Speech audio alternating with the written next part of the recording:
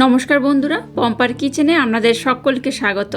সামনেই তো দোল উৎসব, তাই কোনো রকম কেমিক্যাল ছাড়াই দোলের রং বা আবির বাড়িতে কিভাবে তৈরি করবেন সেই পদ্ধতি আজ আমি আপনাদের সাথে শেয়ার করব। বাজার থেকে এই রং বা আবির না কিনে সামান্য কয়েকটা ঘরোয়া উপকরণ দিয়ে খুব কম সময়ে বাড়িতে এই রংটা বানিয়ে নিন। যেহেতু এই রংটা কেমিক্যাল ছাড়াই, তাই কোনো রকম স্কিন প্রবলেমেরও কোনো ভয় নেই। তাই নির্দ্বিধায় মনের আনন্দে আমরা দোল উৎসব পালন করতে পারেন। তাহলে চলুন আজকের আবির বা রংটা তৈরি করার পদ্ধতি দেখে নেওয়া যাক। আজকের অর্গানিক যে দোলের রংটা বানাবো তার জন্য দেখুন প্রথমে একটা মিক্সির জার আমি নিয়ে নিয়েছি। আর নিয়েছি দেখুন এখানে বিটটা কিন্তু একদম রেড কালার হয়, আর এটা অর্গানিক ভাবেই কিন্তু বানানো। এই বিটের জুস দিয়ে যদি আমরা রং বানান তাহলে কিন্তু খুব ভালো হয়। এখানে একটা বিট আমি এরকম টুকরো টুকরো করে কেটে নিয়েছি। বিটটাকে আমি প্রথমে খুব ভালোভাবে ব্লেন্ড করে নেব। বিটটাকে দেখুন আমি খুব ভালোভাবে ব্লেন্ড করে নিয়েছি। আর ব্লেন্ড করার সময় এখানে আমি অল্প একটু জল ব্যবহার করেছিলাম। এইভাবে ব্লেন্ড করে নিয়েছি। এবার এটাকে আমি খুব ভালোভাবে ছেঁকে নেব। এবার দেখুন এরকম একটা পাত্র আমি নিয়ে নিয়েছি, আর নিয়েছি পরিষ্কার একটা এরকম সাদা কাপড়। তো আপনারা চাইলে কিন্তু ছাঁকনির মাধ্যমেও ছাঁকতে পারেন, তবে কাপড়ের মধ্যে দিয়ে ছাঁকলে কি হয়, একদম যে মিহি রসটা সেটাই কিন্তু পাওয়া যায়। তো আপনাদের হাতের কাছে যদি এরকম পাতলা কাপড় থাকে তাহলে এটা দিয়ে কিন্তু ছাঁকলে বেশি ভালো হয়। আর নতুবা কিন্তু আপনারা ছাঁকনির মাধ্যমেও খুব ভালোভাবে ছেঁকে নিতে পারেন।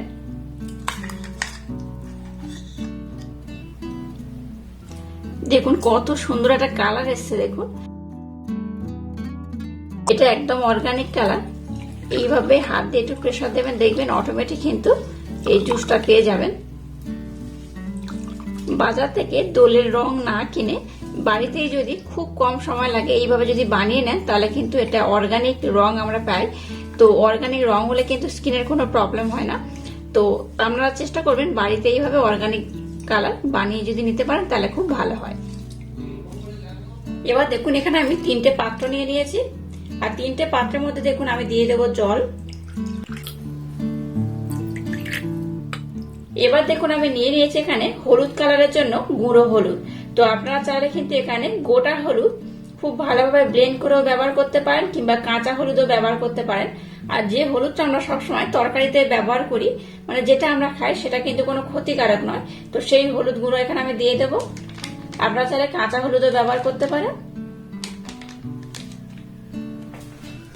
জলের সাথে হলুদটাকে আমি খুব ভালোভাবে মিক্সড করে নেব। এবার দেখুন নিয়ে নিয়েছি অরেঞ্জ ফুড কালার। তো ফুড কালার কিন্তু আমরা যে কোনো খাবারে কম বেশি ব্যবহার করি, নানা রকম মিষ্টি বানাতে বা নানা রকমের রেসিপিতে কিন্তু আমরা ফুড কালার ব্যবহার করি।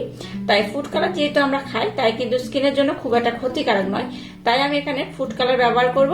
আপনারা চাইলে কিন্তু যে অরেঞ্জ আমরা খাই, মানে যে কমলা লেবু খাই, কমলা লেবু ব্লেন্ড করে সেই জুসটাকেও ব্যবহার করতে পারেন। তো অরেঞ্জ ফুড কালার এখানে আমি একটু দিয়ে দেবো। আর একইভাবে নিয়েছি আমি গ্রিন ফুড কালার। তো এই গ্রিন ফুড কালারটাকে এখানে দিয়ে দেবো। আচ্ছা, এই যে গ্রিন ফুড কালার আমি ব্যবহার করছি, আপনারা কিন্তু এখানে যদি ফুড কালার না চান পালং শাকের জুস ব্যবহার করতে পারেন। তো আমার হাতের কাছে পালং শাক এই মুহূর্তে নেই, তাই আমি এখানে কিন্তু ফুড কালার ব্যবহার করছি।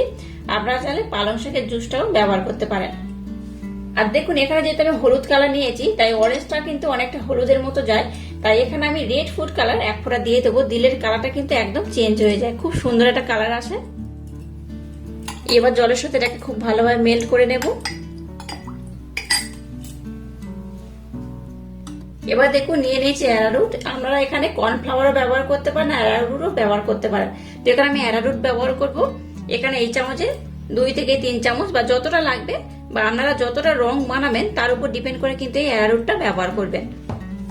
তো একটা করে অ্যারারুট দিয়ে দিলাম, আর এটাকে আমি খুব ভালোভাবে মিক্সড করে নেব। এইভাবে দোলের জন্য যদি অর্গানিক এরকম কালার তৈরি করে নেন তাহলে কিন্তু খুব ভালো হয়, স্কিনের কোনো প্রবলেমও হয় না। এটা বানাতে খুব একটা হ্যাপাও নেই, খুব সমস্যাও নেই, দেরিও হয় না, খুব তাড়াতাড়ি বানানো হয়ে যায়। আর কোনো ঝামেলাও নেই, দেখতেই পাচ্ছেন খুব সহজে কিন্তু এই কালারগুলো বানানো হয়ে যায়। দেখুন ইয়েলো কালারটা আমার একদম রেডি হয়ে গেছে, আর কত সুন্দর হয়েছে দেখুন। এইরকমই ঘনত্ব হয়েছে, খুব পাতলা হবে না, আবার খুব ঘন করারও দরকার নেই। তবে একটু পাতলা বা ঘন হলে কোনো সমস্যা নেই, তবে এইরকম যদি রাখেন ঘনত্বটা তাহলে কিন্তু খুব ভালো হয়।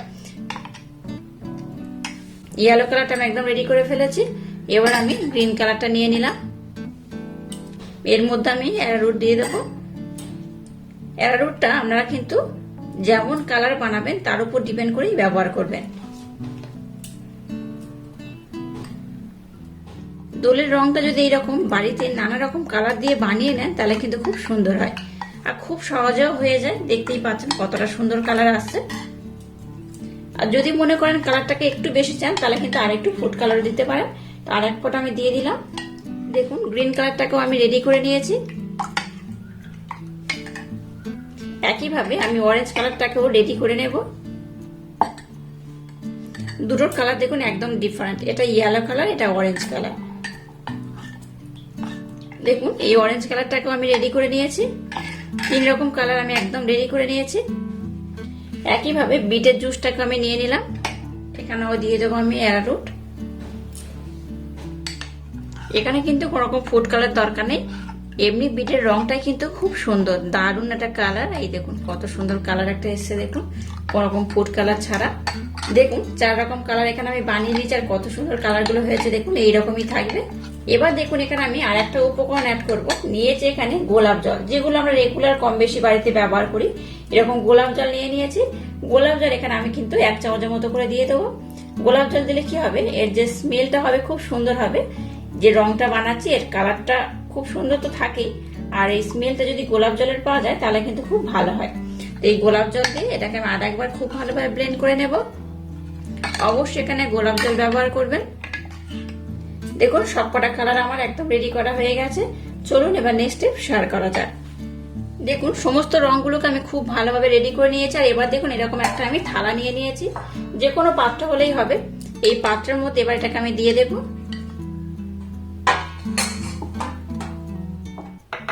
যত বড় পাত্রের মধ্যে বা এরকম থালার মধ্যে দেবেন এটা কিন্তু তাড়াতাড়ি শুকিয়ে যাবে। তো এইভাবে কিন্তু আমি থালার মধ্যে দিয়ে দিলাম। এবার এটাকে আমি রোদে দিয়ে দেবো। রোদে দিলে দেখবেন একদিনে যদি ভালো রোদ হয় তাহলে কিন্তু একদিনেই ভালোভাবে শুকিয়ে যায়, আর নতবা কিন্তু 2 দিন রোদ দিলেই খুব ভালোভাবে এটা শুকিয়ে যাবে। তো যাই হোক এটাকে আমি বা ছাদে দিয়ে দেবো। আর এইভাবে প্রত্যেকটা থালার মধ্যে আমি রংগুলোকে দিয়ে দেব। আবার একটা নিয়ে নিলাম,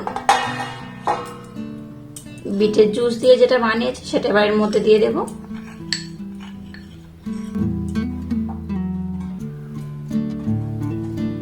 দেখুন সমস্ত কালারগুলোকে কিন্তু এইভাবে থালার মধ্যে আমি দিয়ে দিয়েছি। এবার এটাকে আমি রোদে দিয়ে দেবো। এটা শুকিয়ে যাওয়ার পর নেক্সট স্টেপ আমাদের সাথে শেয়ার করব। দেখুন আবিরগুলো কিন্তু খুব ভালোভাবে শুকিয়ে গেছে। এই দেখুন যে রংগুলো আমি রোদে দিয়েছিলাম কেমন দেখুন এইভাবে হয়ে গেছে, মানে বুঝতে পারবেন এটা খুব ভালোভাবে শুকিয়ে গেছে। একদিনের রোদেই কিন্তু খুব ভালোভাবে শুকিয়ে গেছে। আর এইভাবে হাত দিয়ে এগুলো কিন্তু তুলে নেওয়া যাবে। এই দেখুন, এই দেখুন। তো আপনারা এগুলো দিয়ে কিভাবে আবির বা এই দোলের রংটা বানাবেন আমি আপনাদের দেখিয়ে দেবো। সব কালারগুলো আমি আপনাদের দেখাচ্ছি। দেখুন প্রত্যেকটা কালার কিন্তু খুব সুন্দরভাবে শুকিয়ে গেছে। আর এইভাবে হাত দিয়ে তুলে নেবেন, দেখবেন খুব ভালোভাবে কিন্তু উঠে যাবে।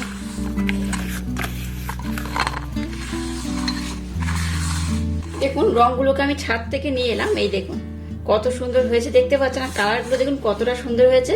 আপনারা যদি এটার থেকে আরো ডিপ কালার চান তাহলে কিন্তু ফুড কালার একটু বেশি দেবেন, তো দরকার নেই। এইরকম কালার কিন্তু খুব সুন্দর লাগে। তো যাই হোক এটাকে আমি খুব ভালোভাবে শুকিয়ে নিয়েছি, দেখে বুঝতেই পারছেন। এবার একটা মিক্সির জার আমি নিয়ে নিলাম। এবার এই শুকিয়ে নেওয়া রংটাকে আমি এর মধ্যে দিয়ে দেব। দিয়ে এটাকে আমি খুব ভালোভাবে ব্লেন্ড করে নেব। এইভাবে ব্লেন্ড করলে যেমন আবির হয় ঠিক আবিরের মতো হয়ে যাবে। তো আমরা দোলের সময় কিন্তু এই রংটাই ব্যবহার করবেন। বাজার থেকে রং না কিনে বাড়িতে যদি খুব সহজে একটু সময় যেটাকে বানিয়ে নেন, খুব একটা বেশি সময়ও লাগে না, সামান্য একটু সময় দিলে কিন্তু বাড়িতে এই রং বানানো হয়ে যায়। আর দেখলেন তো কত সহজ এটা বানানো হয়ে যায়। তো এবার এটাকে আমি খুব ভালোভাবে ব্লেন্ড করে দেখাচ্ছি এটা কত সুন্দর হয়। এবার দেখুন একটা ছাঁকনি আমি নিয়ে নিয়েছি। আর যে রংটাকে আমি খুব ভালোভাবে ব্লেন্ড করলাম সেটার মধ্যে আমি দিয়ে দেব। এর মধ্যে দিয়ে কি করব, আমি একটু ভালোভাবে চেলে নেব। চেলে নিলে কি হয়, এর মধ্যে আর দানা দানা অংশটা থাকবে না, রংটা একদম মিহি হবে। দেখুন কেমন হয়েছে, দেখুন একদম মিহি হয়ে গেছে। আর কালারটা দেখুন কত সুন্দর হয়েছে, দেখতেই পাচ্ছে। তো এইভাবে যদি এত সহজে বাড়িতে দোলের রং বানানো যায় তাহলে বাজার থেকেই বা কেমিক্যাল রং কিনবেন কেন। দেখুন কত সুন্দর হয়েছে। আর এইভাবে কিন্তু আমি প্রত্যেকটা কালারের যে আমি আবির বানিয়েছি সেগুলো এইভাবে নিয়ে নেব।